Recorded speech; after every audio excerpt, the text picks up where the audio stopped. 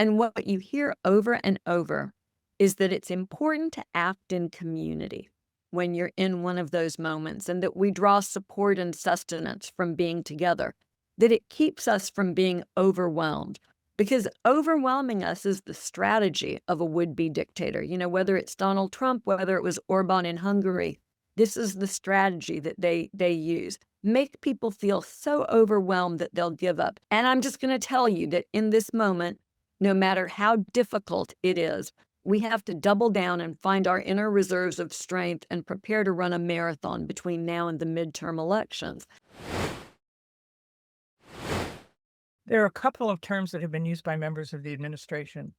Stephen Miller used the phrase legal insurrection to describe Judge Immergut's restraining order on deploying the National Guard in Portland. And Pamela Bondi and others have referred to Antifa as a terrorist organization. Don't those labels carry some kind of legal weight to them? And how do you see them being used or abused? Well, so I'll speak to the attack on the federal judiciary, which is utterly astonishing coming from the White House. Federal judges have tough jobs as it is.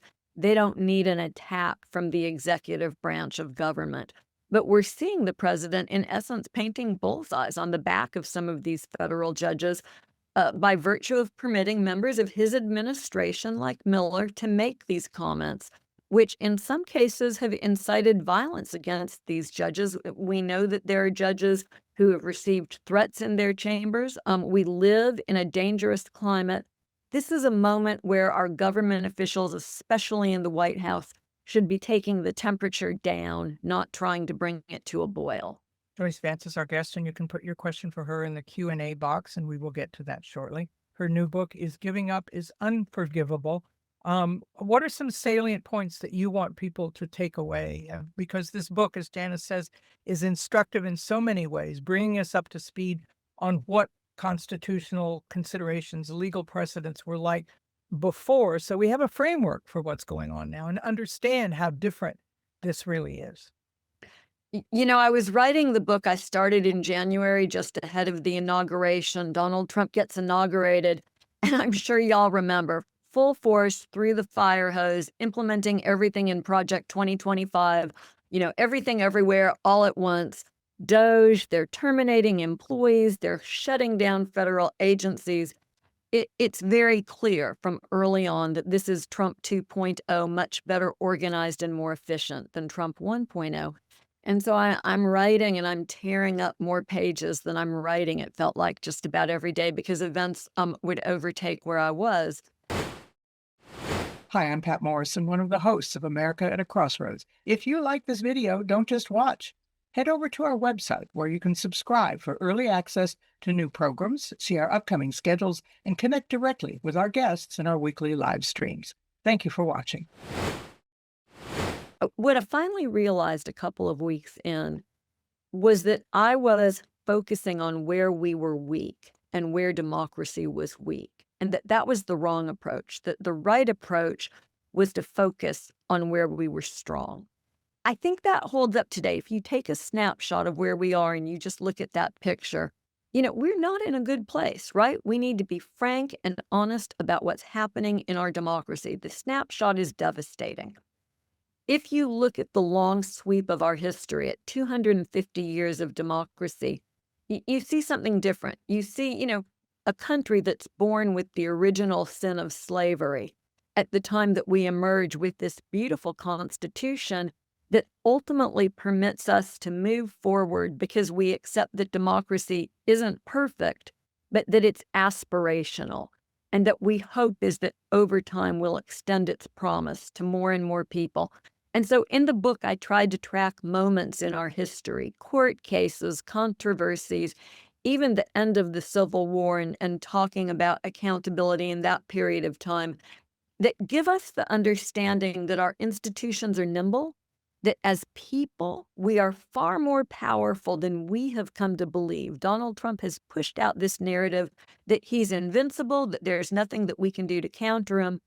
I hope if you read the book, you'll be inspired to understand that that's not the case, and that we have an enormous amount of power that we can exercise together.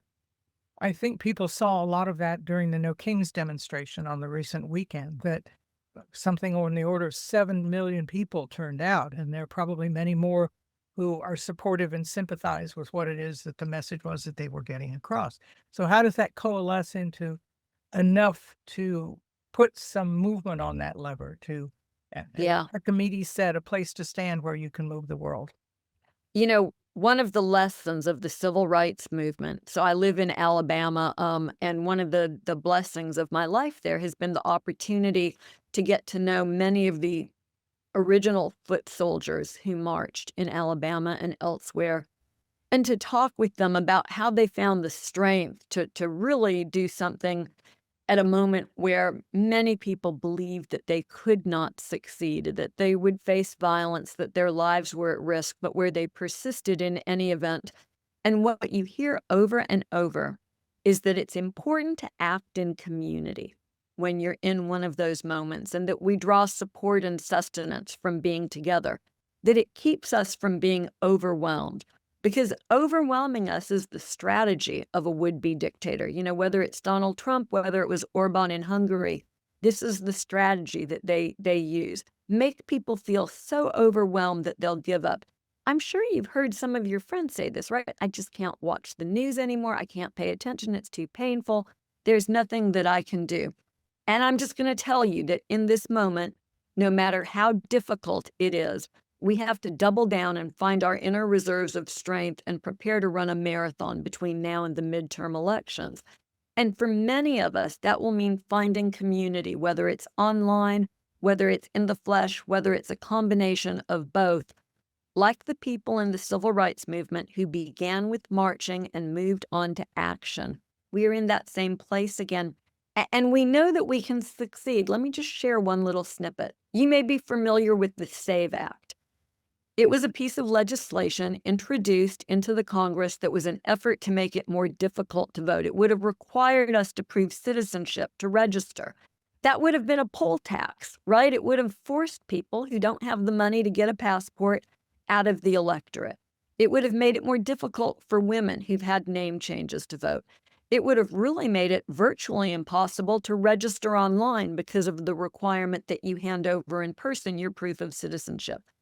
And that provision was on track to pass Congress.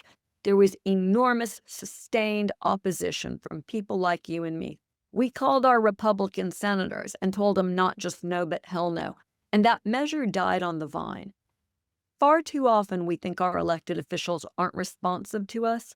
Well, they were there, and we need to do more of that.